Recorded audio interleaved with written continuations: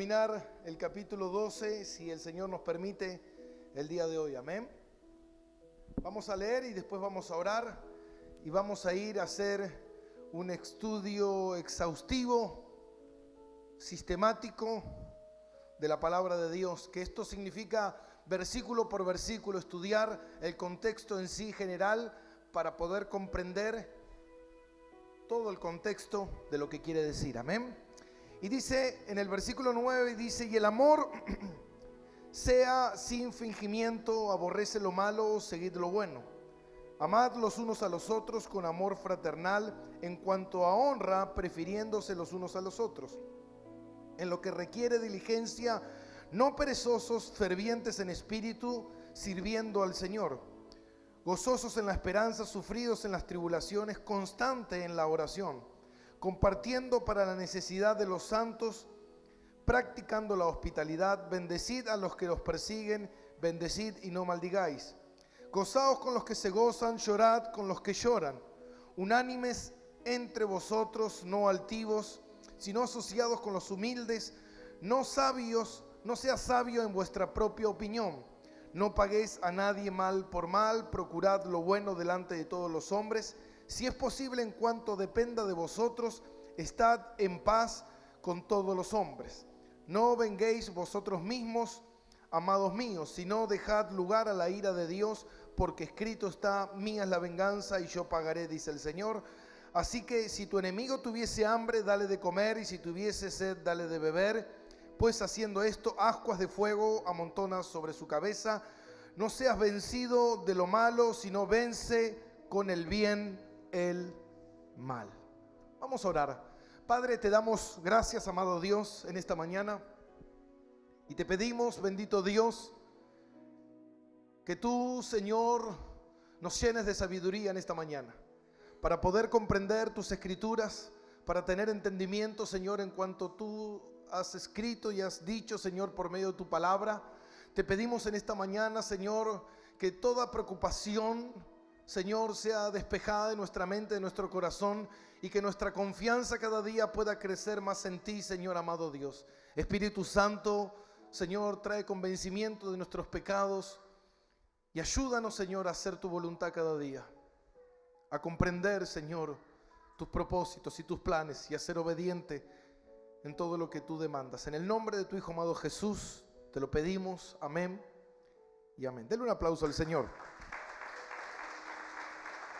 Gloria a Dios.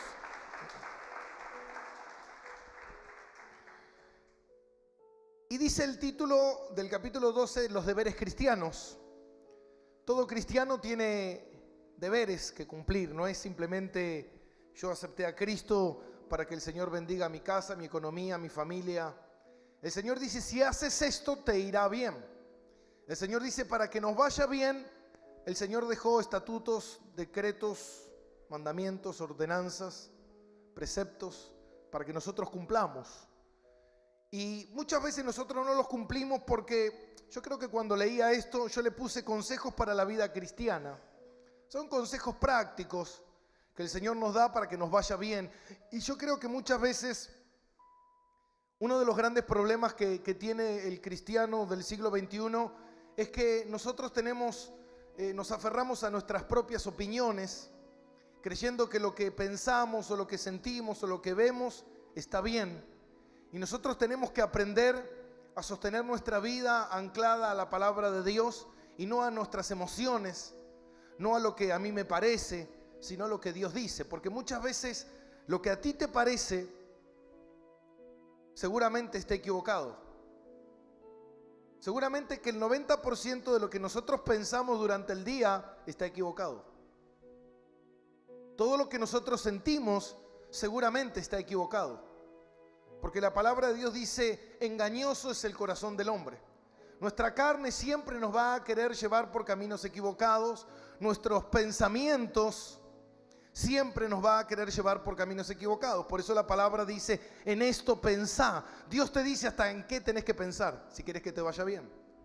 Pensá en todo lo bueno, en todo lo honesto, en todo lo puro, en todo lo santo. En esto dice el Señor: pensá. No pienses en lo que tú crees o quieres pensar, porque muchas veces el pensamiento se convierte en acción. Y esa acción se convierte en pecado y el pecado se convierte en muerte y después estamos sufriendo y pagando las consecuencias. El otro día venía manejando y recordaba justamente a una familia que hace tiempo que no vienen a la iglesia y que se alejaron de las cosas del Señor, y yo pensaba, digo, en algún momento cuando estén delante de Dios, Dios seguramente les dirá qué tontos fueron, teniendo toda la oportunidad de poder haber vivido una buena vida, desperdiciaron su vida viviéndola perdidamente, amando o pensando como el mundo piensa. Nosotros tenemos una sola oportunidad acá en esta tierra. No tenemos 2, 3, 4, 5, una sola. Y tenemos que hacer todo lo posible para vivir esa vida que el Señor quiere que nosotros vivamos. Eso es lo más importante. Entonces el Señor nos da estos consejos y no ser sabio en nuestras opiniones. ¿Por qué? Porque acá te va a demostrar muchas veces que nuestra opinión está equivocada. Como la venganza. El Señor dice, no te venguéis.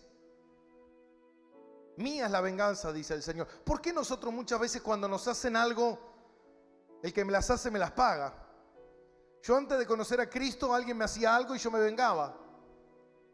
O muchas veces alguien no me hacía nada, igual yo me vengaba. Por las dudas nomás. ¿Y por qué el Señor dice, no te venguéis? No se venguen ustedes. ¿Por qué? Hermano, cuando nosotros nos vengamos, primeramente lo que nosotros estamos haciendo es no reconocer la soberanía de Dios y como que Dios es un Dios injusto y Él no se va a ocupar de lo que se tiene que ocupar. Y segundo, muchas veces nos vengamos porque no queremos esperar en el tiempo de Dios y porque yo lo quiero hacer a mi propia manera y saciar mi propia ira y mi propia venganza. Y Dios aborrece completamente eso. Entonces tu naturaleza te dice, si alguien te hace algo, véngate. Esa es tu naturaleza. Pero el nuevo nacido en Cristo Jesús dice, si alguien te hace algo, perdónalo. Yo no quiero este evangelio. Bueno, listo. Muy bien has dicho. Si tú no quieres seguir a Cristo, Jesús dijo, el que quiera seguirme, aborrezca su propia vida y sígame. Pero si tú no quieres aborrecer tu vida y seguir a Cristo, hermano, ninguna religión te llevará al cielo, ni San la Muerte, ni el Gauchito Gil, ni ninguna virgen, ni Buda, ni todo lo que tú creas, ni en las filosofías del mundo, ni el que, no existe cielo. En un momento cuando estés delante de Dios, no va a haber tiempo para arrepentirse. No va a haber tiempo para decir, yo pensé que iba a llegar al cielo por otro camino. No quería ser un religioso cristiano yendo a la iglesia. Hermano, Pablo dice en su palabra, yo no estoy perdiendo el tiempo, no estoy como golpeando al aire. Hermano, yo no estoy perdiendo mi vida por algo que no es cierto. Yo no hace 18 años que predico el evangelio y creo en Jesús por algo que no es cierto. Esto no es un juego, esto es la realidad. Entonces tenemos que prestar atención sumamente a su palabra. El Señor dice que todo lo que está escrito en la palabra de Dios es la palabra inspirada del Señor. Y todo lo que está escrito se va a cumplir. Y todo lo que está escrito el Señor lo dejó para que nosotros aprendamos. Por eso es sumamente importante darle énfasis a la palabra de Dios para poder comprender ciertas cosas que no comprendíamos. Y dice en el versículo 9, dice, el amor sea sin fingimiento, aborreced lo malo y seguid lo bueno. Pablo dice que, y lo menciona varias veces en sus cartas, de que muchas veces el amor es fingido. El amor se puede fingir. Dice que también la fe se puede fingir. ¿Y sabe qué, mi hermano? Eso abunda en el mundo. La falsedad del amor. Uy, cómo te quiero. Y se dio media vuelta. Por eso yo siempre digo, cuando vas a un cumpleaños, sé el último en irte. Porque si sos el primero, te van a bajar la caña. Eso pasa en todos lados, mi hermano. Eso es falsedad. Y lo que Dios aborrece, la falsedad. ¿Por qué? Porque Dios conoce el corazón de todos nosotros y nuestros pensamientos. Dios conoce mejor tu corazón que tú mismo. Dios sabe lo que tú piensas antes que tú lo pienses.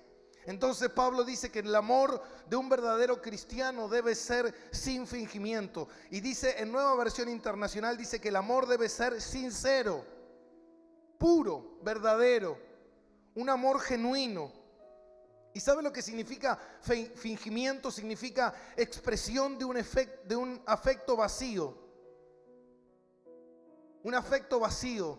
Un decir que te amo cuando no te amo. Un decir que te quiero cuando no te quiero. Son puras sonrisitas, pero en realidad hay hipocresía. ¿Y sabe qué, mi hermano? Nadie que tiene esto en el corazón va a prosperar en su vida.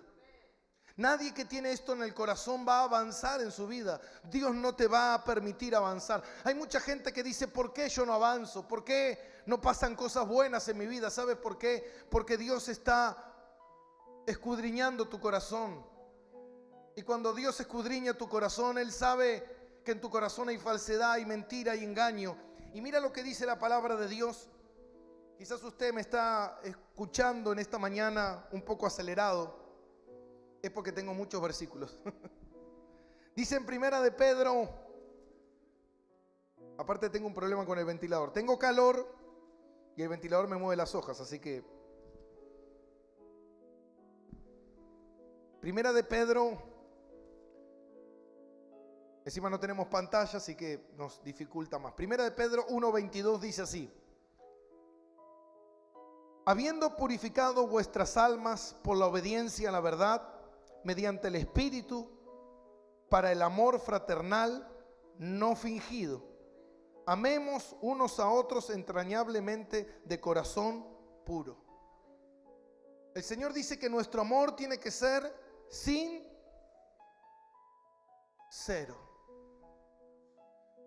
Bueno, pero lo que pasa es que yo no siento amarlo. Entonces, no. La palabra de Dios dice que el que no tiene amor en su corazón, ¿qué es lo que no tiene? No tiene a Cristo. Porque Cristo es amor, ¿me entiende? Aquella persona que habla y aborrece a alguien, ¿tiene a Cristo en su corazón? No. Porque ¿sabe qué, mi hermano? El amor es sin fingimiento, el amor es sincero. Dice en Primera de Juan 3:17,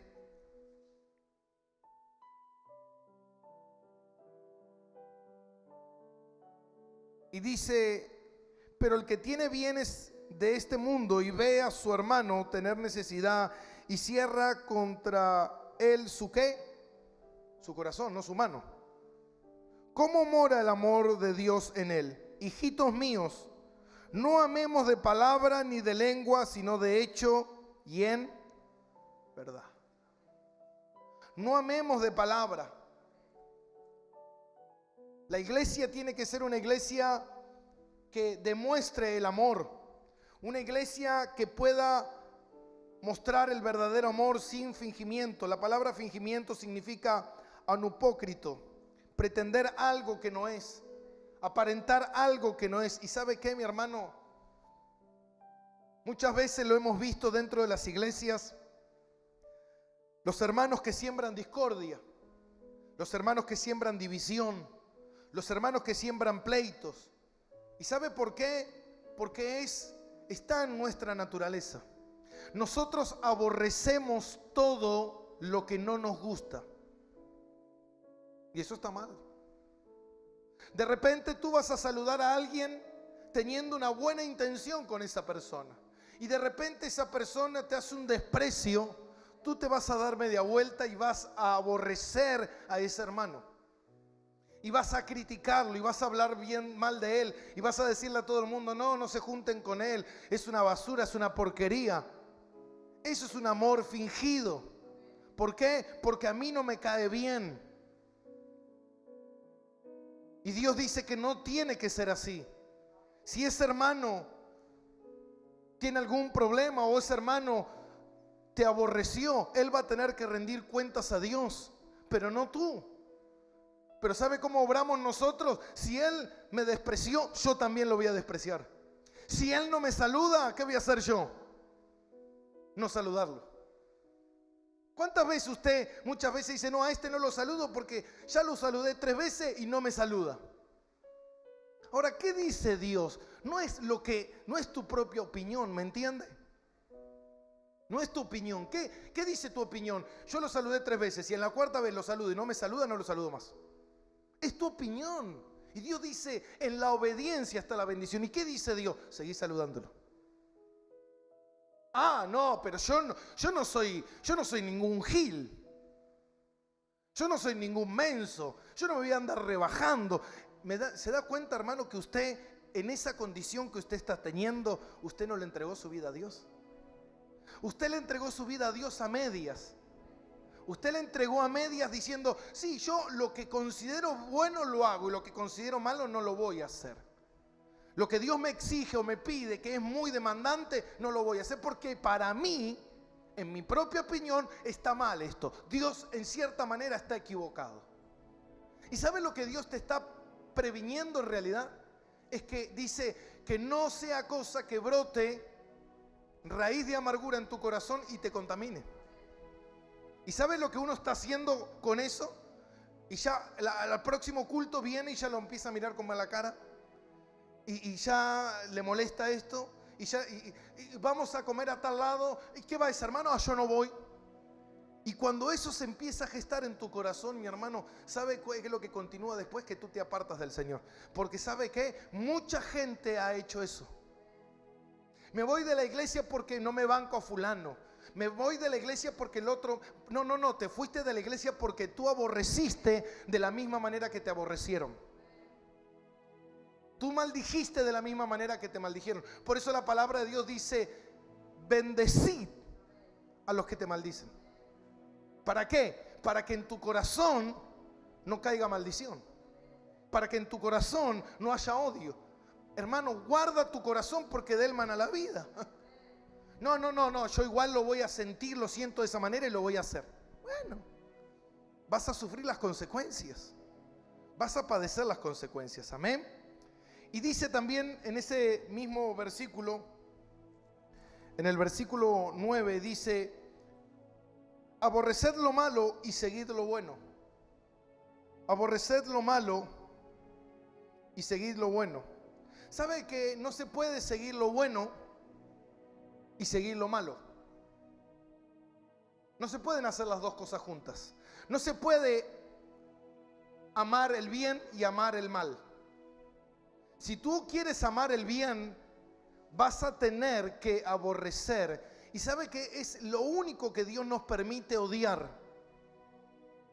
Dios dice, no odies a nadie, solamente odia el mal. Es lo único que puedes odiar. Yo odio a mi marido. ¿No te estás escuchando? Yo odio a mi vecino. Yo odio al hermano. Tú no sabes lo que estás diciendo. Te estás maldiciendo solo. Dice la palabra que lo único que yo puedo aborrecer es el mal. Y Dios dice que para seguir el bien vas a tener que pedirle al Señor cada día más aborrecer el mal. Yo siempre le pido a Dios, Señor, hay gente, hermano, que le dice, yo quiero dejar este pecado. ¿Cómo puedes dejar un pecado que tú lo amas? ¿Cómo puedes dejar un pecado que tú lo deseas? ¿Cómo puedes dejar un pecado que te gusta? ¿Cómo puedes dejar un pecado que te atrae, que es seductor? No lo puedes. ¿Sabes cómo se puede dejar un pecado? Odiándolo. Y le tienes que pedir a Dios. Y le tienes que decir, Señor, ayúdame a aborrecer y a odiar cada día más el pecado. Ayúdame, Señor. Si de repente tú vas por la calle y de repente te atraen las mujeres, y todas las mujeres que pasan te gustan y todas son lindas y todo, y si tú no empiezas a aborrecer eso, no, ¿cómo voy a aborrecer algo que me gusta? Lo que tú tienes que pensar, no seas sabio en tu propia opinión. Esto me puede arruinar mi familia, esto me puede arruinar mi relación con Dios, esto puede arruinar a mis hijos, esto puede arruinar mi casa. Entonces esto que estoy viendo, lo tengo que aborrecer. Lo tengo que aborrecer. Tengo que aborrecer esto. No, pero ¿sabe lo que hace el cristiano? Juega con fuego creyendo que no se va a quemar. Se cree más sabio que Dios. Por eso José, hermano, salió corriendo desnudo de la mujer de Potifar. Porque él sabía lo que él perdía, él sabía la consecuencia. Por eso, cuando nosotros estamos pegados a la palabra de Dios, lo que nosotros estamos conociendo, ¿cuál es la consecuencia del pecado? Antes de entrar a tomar posesión, primero Dios te prepara. Segundo, tienes que conquistar. Y tercero, tienes que poseer. Presta atención. Primero Dios te prepara. Segundo, tienes que conquistar. Y tercero, tienes que poseer. ¿Qué significa esto? Primero, Dios te tiene que preparar en tu corazón. Tú te tienes que preparar en Dios, aborreciendo el mal. Segundo, tú tienes que conquistar, ¿qué? Esos pecados, esas áreas que te están debilitando. Y tercero, tú tienes que entrar a poseer. La posesión son las promesas de Dios. Pero ¿sabe lo que le pasaba al pueblo de Israel? Lo que le pasaba al pueblo de Israel era que cuando se olvidaban de Dios, Dios los entregaba en manos de los enemigos. ¿Y eran qué? Quitados de la tierra, de la posesión. Una cosa es conquistar y otra cosa es poseer. Poseer es cuando tú te mantienes libre, alejado del pecado, buscando a Dios. Entonces las promesas se hacen real en tu vida, mi hermano. Hay mucha gente que quiere disfrutar de las promesas de Dios y todavía no conquistó ciertas áreas en su vida. ¿Por qué? Porque todavía el pecado me atrae, todavía me gusta. ¿Y sabes qué? Tienes que orar. Y sabe Dios que te gusta, pero tienes que orar y decirle: Señor, ayúdame a cambiar este sentimiento. Ayúdame a ver el pecado como es. Porque el pecado en realidad te engañó, te mintió, te dijo que estaba bien, que era lindo, que era atractivo, excelente, bárbaro, pero te está arruinando tu vida, mi hermano. Te está arruinando tu vida. Nosotros que estamos haciendo visitaciones en los domicilios, en las casas, la hermana Alejandra está visitando una mujer que nos abrió la puerta a la hermana María. Y es una mujer apartada, se apartó del camino del Señor, se enfrió, se enojó, dejó la raíz de amargura porque el marido la había abandonado y tomó odio contra las cosas de Dios. Y se fue a la brujería, a la hechicería, hermano. ¿Y sabe qué? Es una mujer que le queda un mes de vida solamente. Ahora se reconcilió con el Señor, pero tiene un cáncer que está todo tomado en su cuerpo. La gracia de Dios le permitió reconciliarse, pero no va a sobrevivir. Por más que ella dice: yo sé que Dios me va a sanar, no, mi hermano, es la consecuencia, la paga del pecado. ¿Qué hubiese pasado si no hubiese dejado que la raíz de amargura brotara en su corazón? Hubiese perseverado en las cosas del Señor. 41 años tiene, ¿no? 45 años. Un cáncer fulminante le tomó todo el cuerpo completamente. Los médicos le dijeron: llévensela a la casa porque no hay nada para hacer. ¿Está acá conmigo? Decile al que está a tu lado los consejos para una buena vida, dile. Amén. Por eso nosotros, dice, seguid el bien, seguid el bien, seguid. Esta palabra seguid significa, y yo la busqué, significa kolao, en el original griego, que significa cola. De ahí proviene la palabra cola, la plasti, cola. ¿Qué hace la cola? Pega. ¿Y qué dice Dios? Que se te pegue ¿qué? Lo bueno y no lo malo. Dios dice: seguid lo bueno, que se te pegue lo bueno y arranca de tu vida lo malo. Porque si no lo arrancas, lo de tu vida, lo malo te va a destruir. Tú no puedes, hermano, no puedes permanecer en Dios y el mal seguir gobernando tu corazón. No puedes. Porque en algún momento Dios te va a vomitar. Por eso Dios nos da la oportunidad de una nueva oportunidad, de una nueva vida, pero nosotros no podemos ignorar eso. Amén. Versículo 10. Dice: amaos los unos a los otros con amor fraternal en cuanto a honra, prefiriéndose los unos a los otros. Uno no puede decir que ama a Dios cuando aborrece a su hermano. Amar es un signo de haber nacido de nuevo. Pero fíjate algo, aquí hay algo que es increíble, que es lo que yo siempre les digo, les dije desde el principio: no seas sabio en tu propia opinión. Nosotros tenemos, acá dice algo que me llamó mucho la atención, que a mí me ha ayudado mucho en muchas temporadas de mi vida. Y dice, en cuanto a honra, prefiriendo los unos a los otros. Pablo dice, si vas a honrar a alguien, prefiere a los hermanos de la fe. ¿Qué es más importante, un hermano de sangre o un hermano de la fe? ¿Qué es más importante, una madre de la fe o una madre verdadera? ¿Qué es más importante, un padre verdadero o un padre de la fe?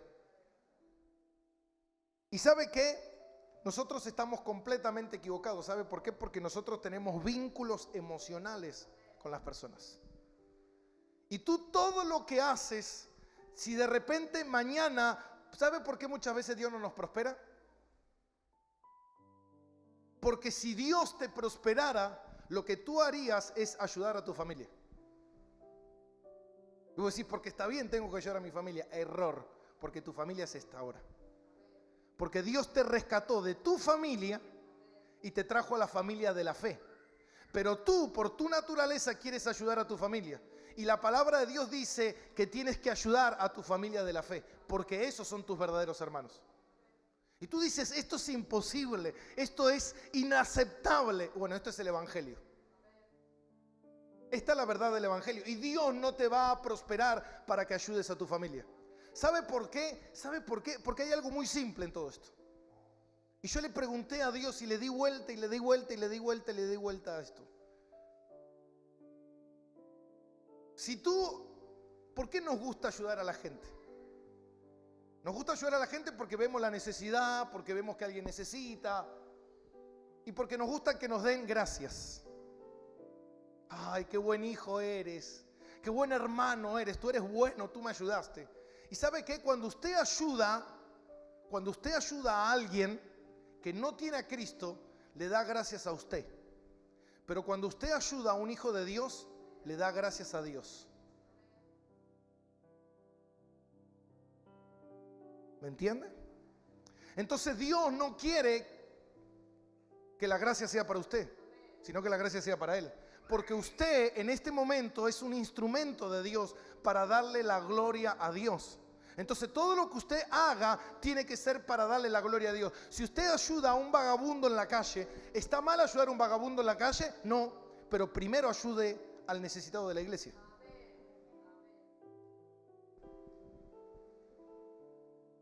Porque si usted va a ayudar al vagabundo de la calle, te dice gracias, gracias Alá, Buda. Pero el hermano de la iglesia dice gracias Señor. Y le da la gloria a Dios. Entonces tú estás siendo un instrumento para que la gloria se la den al Señor. Pero nosotros vamos a ayudar a quien nosotros consideremos que es correcto. A quien a mí me parece que es correcto. Yo creo que aquel necesita, y ese es el error que muchos cristianos cometen, de ayudar a quien ellos quieren ayudar y no ayudan a quien Dios te dice que tenés que ayudar. ¿A quién Dios dice que tenés que ayudar? A tu hermano de la fe. Para que ese hermano sea fortalecido. Por eso dentro de toda congregación hay gente que tiene necesidades. ¿Para qué? Para que los hermanos que tienen un poco más puedan ayudar a aquellos que no tienen. Por eso Jesús dijo algo que es muy importante. Y esto está en Mateo capítulo 12.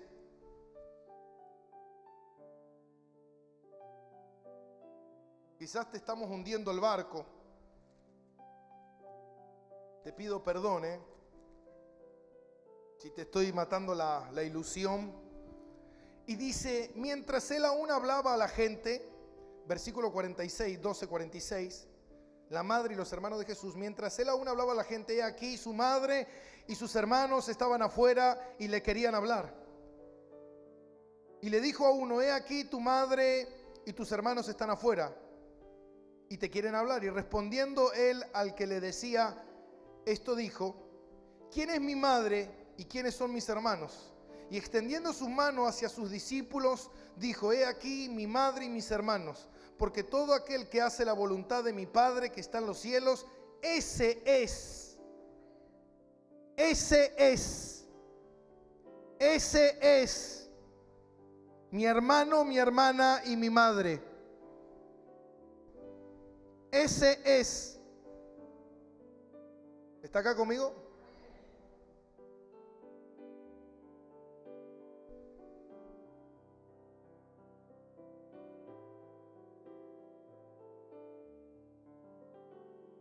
Yo tengo una hermana de sangre que en este momento no está pasando una situación bien o buena económicamente. Pero hoy tomé una ofrenda y ayudé a mi hermana Nori. ¿No, Nori? Y no le mandé una ayuda a mi hermana de sangre, porque mi hermana es Nori, la que obedece la palabra de Dios. ¿Me entiende, mi hermano? Ay, pastor, usted es un desalmado. No, yo cumplo con lo que dice la palabra de Dios. ¿Se da cuenta, mi hermano, que esto te va a chocar tu conocimiento, tu mente, tu propio interés, tu propio criterio? Por eso muchos cristianos se equivocan. ¿Saben por qué? Porque tienen una propia opinión, creyendo qué es lo que está bien y qué es lo que está mal. ¿Y sabes qué? Dios dice: deja que yo te instruya, te eduque y te enseñe qué es lo correcto. Cuando vayas a hacer una obra de bien, cuando tengas ropita para regalar, no le vayas a regalar a tu primita, a tu sobrinita, a tu tía, a tu abuela. Regálale a tu hermano de la iglesia. Porque ¿sabes qué, mi hermano? Cuando tú te mueras y te vayas al cielo y ese hermano en Cristo muera, va a ir al cielo y va a ser tu hermano por la eternidad. Y quizás tu hermano de la sangre, porque no aceptó a Cristo, seguramente no vaya al cielo. No, pero si yo hago buenas obras, él se va a convencer. La Biblia dice que por más que vean muertos resucitar, no van a creer si no quieren. Estás equivocado. Tú lo quieres ganar con obras y la fe se alcanza con fe. La salvación se alcanza con fe, no con obras. Si yo hago buenas obras, si yo a mi hermanita la junto con fulanita, va a creer en Jesús. Tú tienes un matete en la cabeza más grande que una ensaladera. Tú no sabes cómo opera el evangelio. Nadie que haga lo que haga va a ganar a alguien. Dios sabe quién es salvo y quién no. Dios ya sabe quién va a ser ganado. Amén. ¿Me entiende?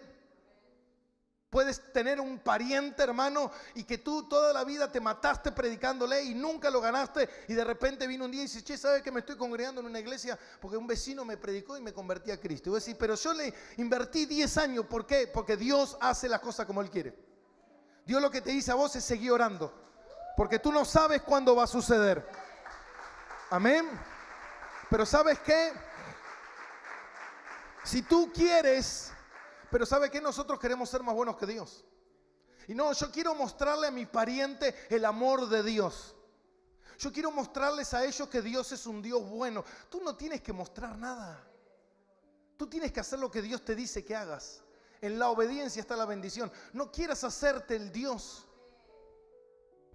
No quieras hacerte, amén, porque a mí me pasaba muchas veces. Yo quería ser más bueno que Dios, ayudar a todo el mundo para que conocieran a Dios, hasta que entendí que en su voluntad está la bendición. Pastor, tengo 100,000 pesos ahorrados bajo el colchón, ¿qué hago? Sigue guardándolo. Pero tengo a mis parientes que necesitan, no les des un centavo. Eso es egoísmo. No, haz lo que Dios te dice que hagas.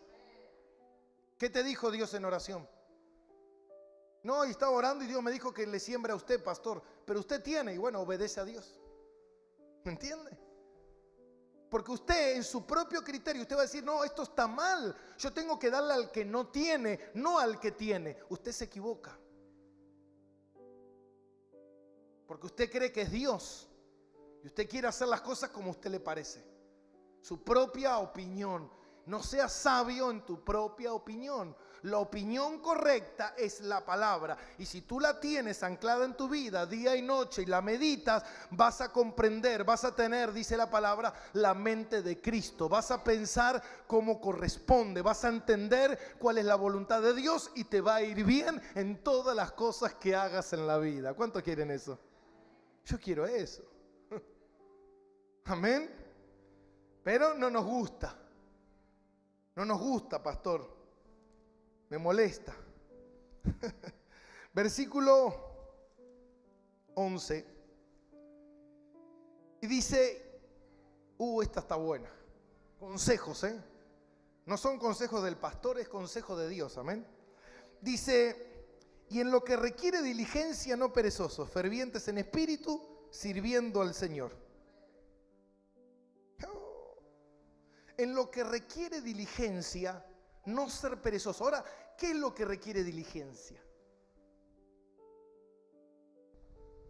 ¿Qué es lo que requiere diligencia? En lo que requiere diligencia, yo me maté buscando y digo, Señor, acá hay algo secreto, algo escondido. ¿Qué es lo que requiere diligencia?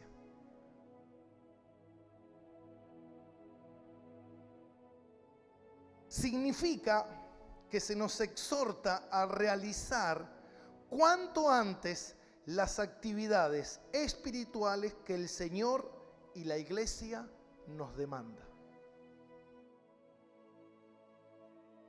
No ser perezoso en cuanto a las cosas que requieran diligencia. ¿Qué requiere diligencia? ¿El trabajo? ¿Las cosas del mundo? No. Las cosas de Dios. Hoy me manda un mensaje un hermano y me dice, pastor, no vamos a ir porque hay mucho barro y nos cuesta salir. Eso no requiere diligencia, eso es ser perezoso. Y la pereza es pecado. Proverbios capítulo 6 habla de la hormiga y dice, no seas perezoso tú dormilón. Después lo puede leer en su casa. Que cuando te agarre la pobreza y la miseria y te agarre el mal, no vengas a quejarte en Dios. Cuando un día Cristo venga y las puertas se cierren y vengas corriendo, ay Señor, ahora quiero entrar, tarde. Porque ¿sabe qué, hermano? Dios no puede ser burlado. La gente cree que se puede burlar de Dios. Hago el evangelio lo que se me dé la gana, me lo paso, ¿sabe por dónde? Y cuando quiero hago lo que se me dé la gana. El Señor dice, dale, sí, seguí así. Dice, no perezoso en las cosas que requieran diligencia. ¿Qué cosas requieren diligencia? Todas las cosas que el Señor te ponga en tu corazón, hacerla ya. Y todas las cosas que la iglesia te demanda hacer, hacerla ya. No seas lento, no llegues tarde, sé obediente, puntual, organízate. En las cosas que requieren diligencia. ¿Qué son las cosas que requieren diligencia? Las cosas de la iglesia, las cosas espirituales. Diligencia. ¿En qué? Y yo anoté algunos puntos aquí. En la oración. Hay gente que se levanta a la mañana, hermano, se lava los dientes, toma mate, se va, habla por teléfono, mira el Facebook, charla con otro. Termina el día, se va a dormir y dice, uy, me olvidé de orar. Eso es una persona negligente, perezosa. La pereza es pecado. Amén. Ay, estoy cansado, no tuve ganas. Tú tienes que ser organizado. Tú tienes que ser una persona responsable en las cosas de Dios. Entonces, ¿diligente en qué? En la oración, en pasar tiempo con Dios y su palabra, en congregarte y en servir a Dios. 4 cosas que tienes que ser sumamente importante en tu vida, más que tu respirar, más que ir al baño, más que comer, más que tus relaciones, más que tus amigos, más que tu salida, más que tu ropa, más que tu vestido, más que tu bebida. Eso tiene que ser más importante que cualquier cosa.